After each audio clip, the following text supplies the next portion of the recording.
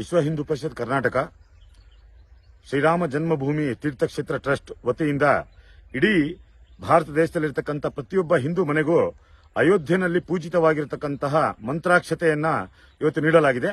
ಇಡೀ ಭಾರತ ದೇಶದಲ್ಲಿರತಕ್ಕಂಥ ಪ್ರತಿಯೊಬ್ಬ ಹಿಂದೂ ಸಹ ಜನವರಿ 22, 2024ನೇ ತಾರೀಕಿನಂದು ಏನು ಅಯೋಧ್ಯೆಯಲ್ಲಿ ರಾಮ ಜನ್ಮಭೂಮಿ ಇತ್ತು, ಆ ರಾಮ ಜನ್ಮಭೂಮಿಯಲ್ಲಿ ಒಂದು ಶ್ರೇಷ್ಠವಾದಂತಹ ರಾಮನ ಮಂದಿರ ನಿರ್ಮಾಣವಾಗ್ತಿದ್ದು, ಅತ್ಯಂತ ಶ್ರೇಷ್ಠವಾದಂತಹ ಮಂದಿರ ಮತ್ತು ಇಡೀ ಹಿಂದೂ ಸಮಾಜಕ್ಕೆ ಒಂದು ಶೌರ್ಯದ ದಿನವಾಗಿದೆ ಮತ್ತು ಅತ್ಯಂತ ಸಂಭ್ರಮದ ದಿನವಾಗಿದೆ.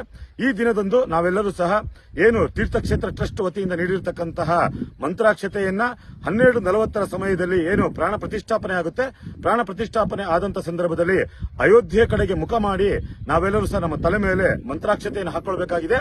ಆ ಮಂತ್ರಾಕ್ಷತೆಯನ್ನು ಹಾಕೊಂಡ ನಂತರ ಸಂಜೆಯಲ್ಲಿ ಎಲ್ಲರೂ ಸಹ ಪ್ರಾರ್ಥನೆಯನ್ನು ಮಾಡಿ ಇಡೀ ಹಿಂದೂ ಸಮಾಜಕ್ಕೆ ಅವತ್ತೊಂದು ದೀಪಾವಳಿಯ ಸಂಭ್ರಮವಾಗಬೇಕಾಗಿದೆ.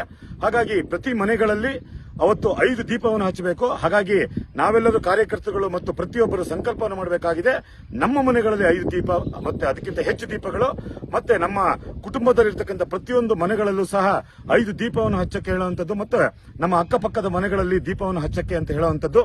ಇದು 1528 ಇಸ್ವಿಯಿಂದ 2024ನೇ ಇಸ್ವಿವರೆಗೆ ನಡೆದಂತಹ 498 ವರ್ಷಗಳ ನಿರಂತರವಾದಂತಹ ಒಂದೇ ಒಂದು ರಾಮ ಮಂದಿರದ ವಿಚಾರಕ್ಕೋಸ್ಕರ ಹೋರಾಟ ನಡೆದಿದ್ದು, ಆ ಹೋರಾಟದ ಫಲಶ್ರುತಿಯಾಗಿ ಇವತ್ತು ಭವ್ಯವಾದಂತಹ ರಾಮ ಮಂದಿರ ನಿರ್ಮಾಣ ಆಗಿದೆ.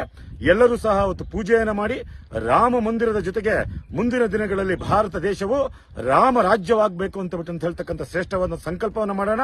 ಕೇವಲ ಭಾರತ ದೇಶಕ್ಕೆ ಮಾತ್ರ ಅಲ್ಲ, ಇಡೀ ವಿಶ್ವಕ್ಕೆ ಇವತ್ತು ಒಂದು ಸಂಭ್ರಮದ ವಿಚಾರವಾಗಿದೆ. ಹಾಗಾಗಿ ಇಡೀ ವಿಶ್ವವೇ ಇವತ್ತು ಭಾರತದ ಕಡೆ ನೋಡುವಂತಹ ಒಂದು ವಿಷಯ ಅಂತ ಹೇಳಿದ್ರೆ ಅದು ರಾಮ ಮಂದಿರದ ವಿಚಾರವಾಗಿದೆ.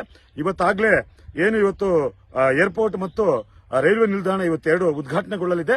ಹಾಗಾಗಿ ಎಲ್ಲರ ಸಹಕಾರದಿಂದ ಇವತ್ತು ಒಂದು ಭವ್ಯವಾದಂತಹ ರಾಮ ಮಂದಿರವನ್ನ ನಾವು ನೋಡ್ತಾ ಇದೀವಿ. ಈ ರಾಮ ಮಂದಿರಕ್ಕೋಸ್ಕರ ಏನು ತಮ್ಮ ಬಲಿದಾನವನ್ನ ತ್ಯಾಗವನ್ನ ಮಾಡಿದರೆ ಅವರಿಗೆ ಈ ರಾಮ ಮಂದಿರವನ್ನ, ಈ ಭವ್ಯವಾದ ರಾಮ ಮಂದಿರವನ್ನ ಅರ್ಪಣೆ ಮಾಡೋಣ ಅಂತ ಹೇಳ್ತಾ ಎಲ್ಲರೂ ಈ ರಾಮ ಮಂದಿರ ತೀರ್ಥಕ್ಷೇತ್ರ ವತಿಯಿಂದ ಕೊಟ್ಟಿರತಕ್ಕಂಥ ಮಂತ್ರಾಕ್ಷತೆ ಮತ್ತು ದೀಪ ಹಚ್ಚುವ ಕಾರ್ಯಕ್ರಮದಲ್ಲಿ ನಾವೆಲ್ಲರೂ ಸಹಕಾರ ಮಾಡಿಕೊಂಡು ಎಲ್ಲರೂ ಪಾಲ್ಗೊಳ್ಳೋಣ ಅಂತ ಹೇಳಿ ತಮ್ಮಲ್ಲಿ ವಿನಂತಿ ಮಾಡ್ತೀನಿ.